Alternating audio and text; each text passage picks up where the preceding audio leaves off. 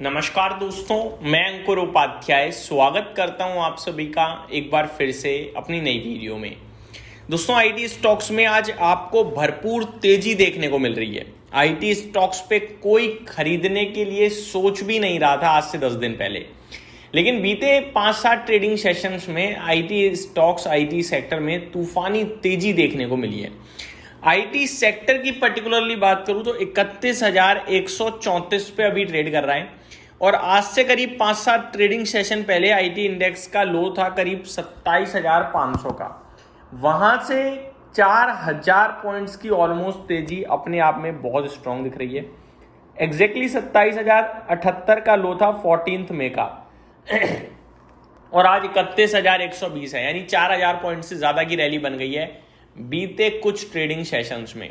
अब ये सवाल उठता है कि भैया एक साथ इतना बड़ा मूव आ रहा है, क्या इस पे ट्रस्ट कर सकते हैं? मूव क्यों आ रहा है और हमें एज अ इन्वेस्टर क्या करना चाहिए? दोस्तों, इस सेक्टर के ऊपर मैंने काफी वीडियोस बनाई हैं अभी रिसेंट डेज में और मेरा सिंपल लॉजिक है कि कितना गिरेगा ये हमें नहीं पता, लेकिन एक भाव होता है जिस भाव पे हमें चीज लगने लगती है यार ये लेने का मौका है, और कितना नीचे जाएगा वो नहीं पता, लेकिन यहां से खोने के लिए कुछ नहीं बचा। मैंने आपसे ये भी कहा था कि बहुत सारे लोग ये कह रहे हैं कि आईटी सेक्टर सरवाइव करेगा या नहीं करेगा, जिसपे क्लियर कट ओपिनियन था कि future is all about IT. हमारे देश की आईटी कंपनियां नो डाउट एआई में नहीं ट्रांसफर कर पाई अपने आप को, लेकिन एआई चलाने के लिए भी तो आईटी कंपनी को जरूरत पड़ेगी सर्विसेज देने के लिए।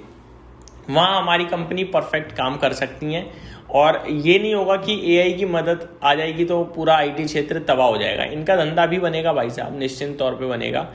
तो आईटी खत्म नहीं होगा और जो वैल्यूएशन हो गए हैं आईटी सेक्टर के वो बहुत चीप हैं, खोने के लिए ज्यादा कुछ नहीं है और ये चीज इन्वेस्टर्स को समझ में आ रही थी और इसीलिए आप देख रहे हो बहुत ही शार्प मूव आया है ऊपर की तरफ। लेवल्स की बात करें तो लेवल्स के हिसाब से तो भाई साहब देखो इसमें मूव आ गया है बहुत बढ़िया, और अब यहां से और ऊपर जाएगा नहीं जाएगा ये भी मैं नहीं कह पाऊंगा, क्योंकि रेजिस्टेंस पे पहुंच रहा है 31,900 के आसपास। यहाँ पे सब रेजिस्टेंस आ जाएगा जहां से गिरावट शुरू हुई थी लगभग अप्रैल 20 के समथिंग।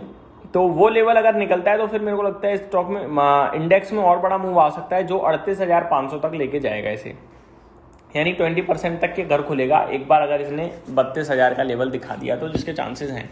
देखो सिंपल लॉजिक है यार, आप ये मत देखो कितना चल गया, चला तो ये भी ज़्यादा नहीं है, गिरा बहुत है, अभी भी वैल्यूएशन टर्म्स में बहुत कंफर्ट है, बहुत ज़्यादा। इन्फोसिस आज 6% ऊपर है, कोई ज़्यादा ऊपर नहीं है। 2 करोड़ से ज़्यादा शेयर्स ट्रेड हो गए हैं। एवरेज वॉल्यूम इसमें 1.5 करोड़ 2 करोड़ शेयर्स का ही है, आजकल तो बहुत हैवी वॉल्यूम्स आ रहे हैं और डिलीवरी आ रही है 60% की। ये दर्शा रहा है कि जितने बड़े वॉल्यूम सारे खरीद कर जा रहे हैं इस स्टॉक को। इस भाव पे अब बेचने को मार्केट में कोई तैयार नहीं है। बाजार आपका बहुत टूटा पड़ा है, लेकिन शेयर्स नहीं समझ में आ रहे क्या खरीदें। आईटी पे लोगों का भरोसा दिख रहा है हमें, और भरोसा दिख रहा है इसीलिए शेयर्स चल रहे हैं।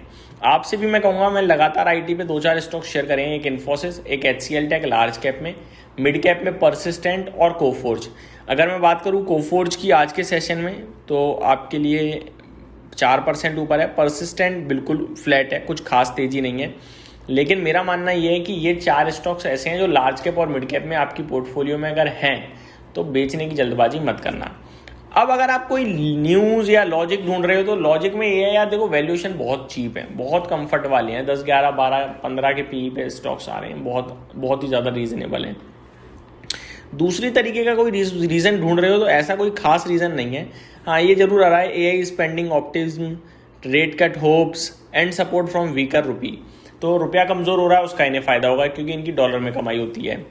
एआई की स्पेंडिंग दोबारा से लौटेगी उसकी उम्मीद है इन्हें, इसलिए भाग रहे हैं, और रेट कट की थोड़ी उम्मीदें कर रहे हैं।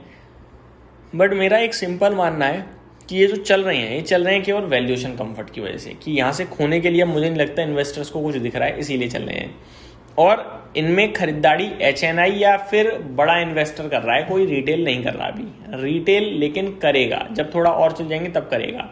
इसलिए मैं कह रहा हूँ अगर आप लेकर बैठे रहोगे तो फायदा करोगे, और अगर आप नहीं लोगे, बाद में लोगे तो थोड़ी देर हो जाएगी और सब मार्केट में तेजी बन चुकी होगी, तब आप लोगे। तो लेने में फायदा है, छोड़ने में फायदा नहीं है इस क्षेत्र को। यहाँ से मैं आपको क्लियर बोलना चाहूँगा, और जिनके पास है अच्छी एंट्री ले ली है आपने, प्लीज़ जल्दबाजी में प्रॉफिट बुक मत करना। अच्छा क्या है क्या नहीं है ये मैं आपको सिर्फ इतना बताना चाहूँगा, सब अच्छा है, बस कुछ थोड़ा ज़्यादा चल जाएगा, कुछ कम। कुछ ज़्यादा चल जाएगा उसमें मेरे को ज़्यादा अच्छा इन्फोसिस लगता है, HCL टेक लगता है लार्ज कैप में, और मिड कैप में मेरे को कोफोर्ज बहुत पसंद है और परसिस्टेंट बहुत अच्छा लगता है। तो ये मैं 4 स्टॉक्स भी आपके साथ अपने तरफ से डिस्कस करना चाहूँगा जिनके पास पोजीशन है, बने रहें। उम्मीद करता हूँ डिटेल्स पसंद आई होंगी। Thank you so much for watching this video. Have a great day guys.